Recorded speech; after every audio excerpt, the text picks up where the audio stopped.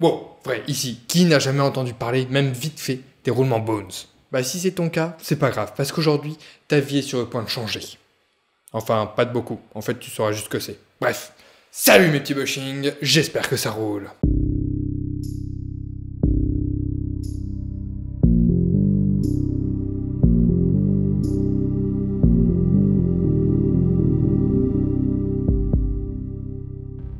Alors, avant toute chose, je trouve ça particulièrement compliqué de faire une review sur des roulements.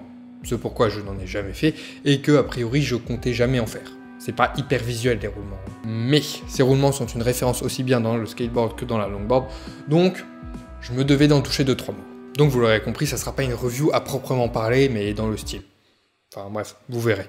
D'abord, comme d'hab, on aime ça, la petite touche culturelle sur la marque. Bones. Bones est une marque américaine. Putain, j'ai l'impression de dire ça dans 3/4 de mes vidéos sur le matos. Cependant, leurs roulements ne sont pas fabriqués aux USA.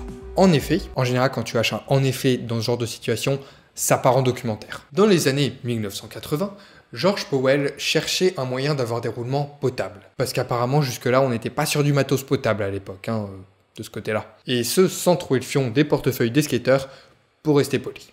En fait, non, pas pour rester poli. Donc en cherchant, il est tombé sur une compagnie suisse qui faisait des trucs top en restant dans le budget, ce qui a donné les Bones suisses, Super Suisse, Suisse Céramique, Petit Suisse.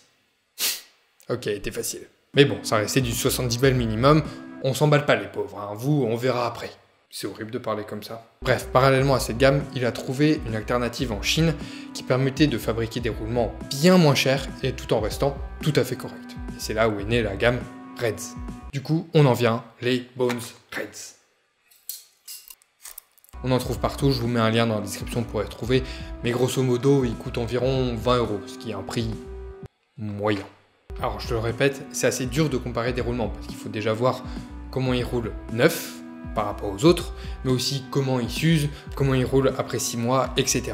Et le souci, c'est que c'est dur de faire subir la même chose à 2 jeux de roulement sur le long terme. Cependant, après quelques mois d'usage, j'ai quand même senti une différence entre ceux-là et des roulements à environ 15 balles qu'on trouve d'une marque peu connue. J'en ai testé des à 10 balles qui de base n'étaient pas fous et n'ont pas tenu, des bien plus chers qui étaient mieux à la base, mais qui ont vieilli mal, etc. Et il y en a même d'autres où j'ai pas du tout senti la différence, j'avoue. Le truc, c'est qu'il y en a pas mal qui misent sur le packaging. Alors ok, c'est fancy d'avoir une boîte de roulement en forme de chevreuil déguisée en lapin, mais ça donne aucune qualité aux roulements qui sont à l'intérieur. Pas dans ce monde en tout cas. Ce que je veux dire par là, c'est que je comprends pourquoi les Reds sont si célèbres, parce que ils vont bien, ils sont pas spécialement chers, c'est un peu une valeur sûre. À côté de ça, perso, je suis pas spécialement partisan d'avoir des roulements très chers, à moins de faire de la compétition ou de vouloir s'en occuper extrêmement bien.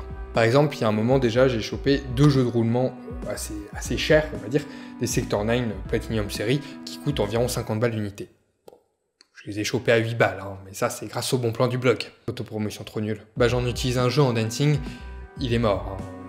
Il n'a pas mieux tenu qu'un roulement à 20 balles. Et au jeu que j'ai en freeride, même si au final j'ai roulé un petit peu moins avec, d'accord, bah il a beaucoup mieux vécu, il roule toujours très bien. Faut vous dire que c'est vraiment une question de maltraitance. En dancing, je roule beaucoup plus n'importe où, dans la poussière, des trucs comme ça, un petit peu mouillés, tout ça. Tandis qu'en freeride, bah, je sais à peu près où je roule. Alors jusqu'ici, je vous vends pas mal les Bones Reds. Mais pour moi, c'est pas non plus les meilleurs ni les moins chers. C'est juste un bon rapport qualité-prix. Et encore une fois, une valeur assez sûre. Et ce sont pas les seuls. Par exemple, les Ilous sont au même prix et ils déboîtent. J'ai d'ailleurs pas du tout trouvé de différence entre les deux jeux, à part que les Ilous sont des entretoises intégrées. Et si vous voyez pas la différence, je vous renvoie à ma vidéo sur les roulements, du coup. En tout cas, si vous voulez plus d'infos sur les roulements, sur la Normabec, etc., je vous mets dans la description plusieurs liens avec des guides vidéo, des articles, etc., comme je suis grave sympa. On peut le dire. J'espère que cette vidéo vous a plu, si c'est le cas, vous savez quoi faire, inutile de vous le redire. Mais dans tous les cas, vous pouvez vous abonner pour devenir des machines de l'espace. Et surtout, bon ride.